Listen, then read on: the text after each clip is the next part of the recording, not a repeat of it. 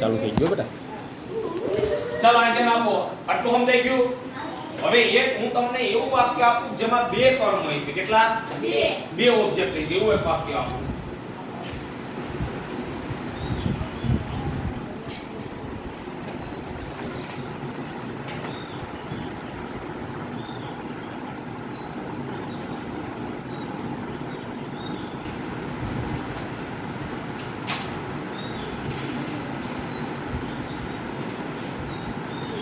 ચાલો એક્ટિવ નું વાક્ય છે. આઈડિયા આપજો.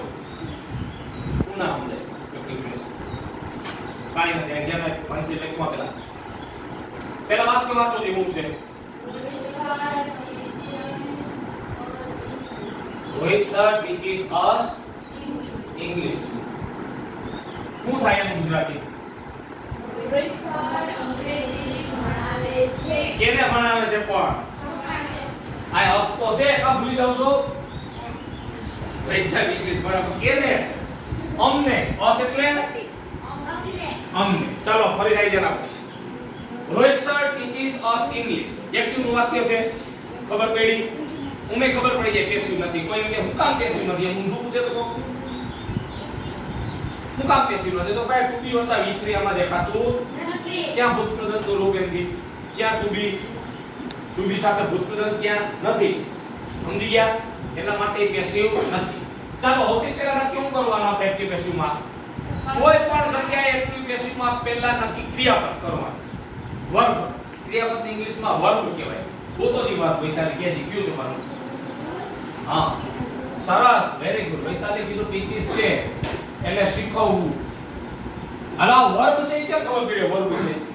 વર્બ સીધો બે હું આવ્યું શીખવવું આ ક્રિયાપદ છે. જો કોઈ પણ જગ્યાએ અંગ્રેજી શબ્દનું ગુજરાતી કરતા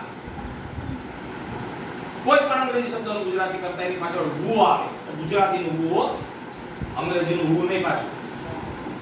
ખાવું, પીવું, રમવું, eat, drink, run, dance, solve, watch, ગમે અંગ્રેજીના આવા કેટલા ક્રિયાપદો છે એનું ગુજરાતી કરતા પાછળ હું આવેલી ક્રિયાપદ ગોતે. મળી ગયું ક્રિયાપદ.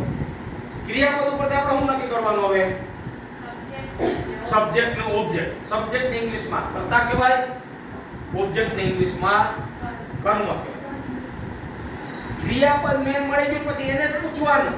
એના ઉપરથી જ આપણે કર્તા કર્મ મેળવવાના.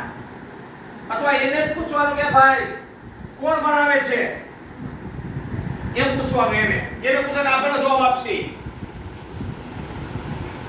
ટીચીસ એટલે શીખવું. કોણ શીખવે છે? કોણ શીખવે? હવે મેં પૂછો પ્રશ્ન કોણ શીખવે? તો કે રોહિત સર. તો કરતા થયો આ ભાઈ કરતા થયો ને. હું શીખવે પાછું એને જ પૂછવાનું ક્રિયાપદને હું શીખવે તો કે અંગ્રેજી. તો કર્મ થયો. હાલો મળી ગયું આપણે. આપણું કામ પૂરું થઈ ગયું. આપણે કઈ જરૂર છે નહીં. હવે આપણે શું મળી ગયું? કર્તા કર્મને ક્રિયાપદ. હા એક્ટિવ માંથી આપણે કઈ રચના બનાવી છે હવે? પેસિવ. કઈ બનાવી? એક્ટિવ માંથી હવે આપણે પેસિવ. એક્ટિવ એટલે કર્તરી. હવે આપણે એને કર્મની બનાવી છે. કર્મની પ્રધાનતા વાળી બનાવી છે. કર્તાનું મહત્વ નથી રહેવા દેવું. ખલાસ કરી નાખવું છે. કર્મનું મહત્વ લઈ આવવું છે. તો કર્મ કયું છે? ઇંગ્લિશ.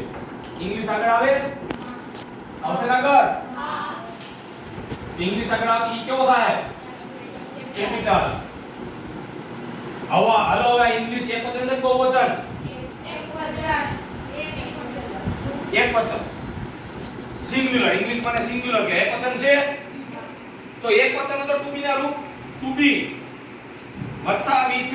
ટુ બી ના રૂપ છે am, is, are. આ ત્રણે ટુ બી ના રૂપ છે. ટુ બી ના દીકરા છે. આ ત્રણ દીકરા છે ટુ બી ને. કેટલા? am, is, are. તો m ક્યાં આવે? is ક્યાં આવે? are ક્યાં આવે? જો I હોય તો m આવે. અહીં I તો નથી.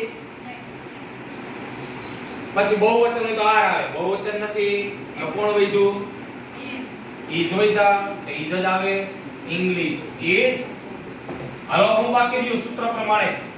V3 V3 V3 કેનું V3 વર્ગનું આને ગોતો વર્ગનું V3 યાદ રાખવું આપણે ટીચ ટોટ ટોટ ટોટ TOUGHT ટોટ શું ટોટ ઇંગ્લિશ ઇઝ ટોટ આટલું મળી ગયું ટુ બી મળી ગયું V3 મળી ગયું આપણું કામ ખલાસ પેસિવ નું ગમે ત્યારે એક્ટિવ માંથી પેસિવ કરવા માટે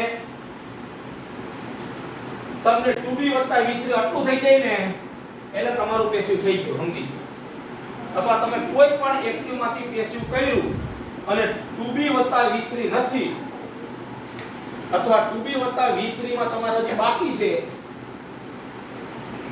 તો તમારે હજી પેસિવ થયું નથી ક્યાંક તમે ગડબડ કરી છે ક્યાંક ભૂલ કરી છે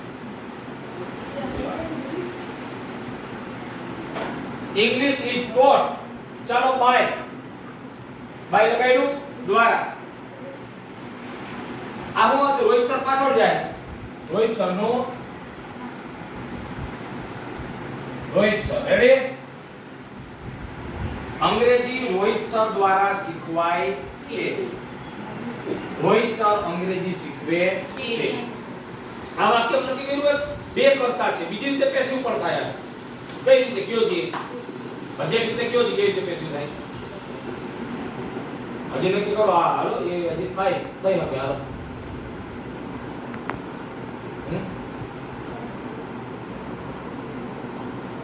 આ રીતે કયો હજી રીતે કરીને બતાવો હાલો તમને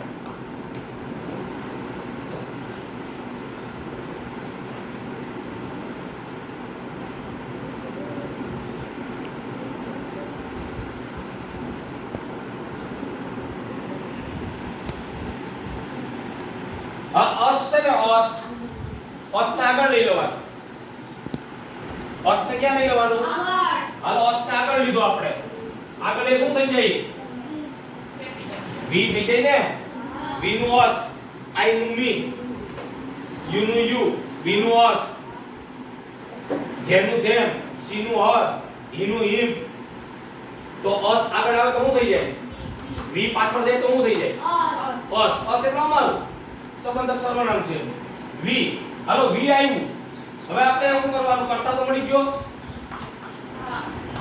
હવે આપણે શું લેવાનું છે 2b v3 કરતા તો મળી ગયો ચાલો આને યાર 2b કયો આવશે એ વિચારમાંથી 2b v3 n is ને r હવે એ વિચારમાંથી કયો આવશે આની સાથે r એક તમને ખબર પડી જાય જોવાનું v n ના પડે v is એવું કે હેમ્બ્રુ કે ટીવી માં કે હા બતાવ કે હેમ્બ્રુ vr તો હું કે સાંભળે જો vr તો v સાથે r તો r vr હવે vr r મળી ગયું 2b મળી ગયું કે નહીં થોડી વાર પછી r મળી ગયું બરોબર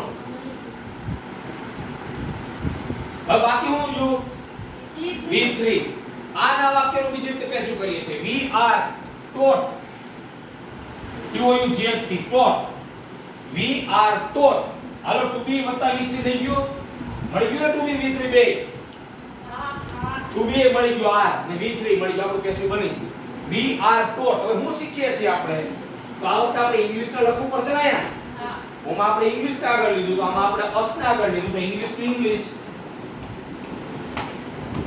we are taught English હવે આમાં બાકી હું વાક્યમાં જો આ ટીચ નું taught થઈ ગયું આમાં જોતા જાય અહીંથી જોતા જાય રોહિત સર બાકી રહ્યા ટીચ નું શું થઈ ગયું taught ના આર આપણે મૂક્યું પ્રમાણ લઈને અસ નું આયા શું કર્યું we અસ નું we કર્યું આ ઇંગ્લિશ એ બાકી રહી ઇંગ્લિશ એ લખાઈ ગયો બાકી કોણ રહ્યું હવે બાય કરીને લખી નાખો બાય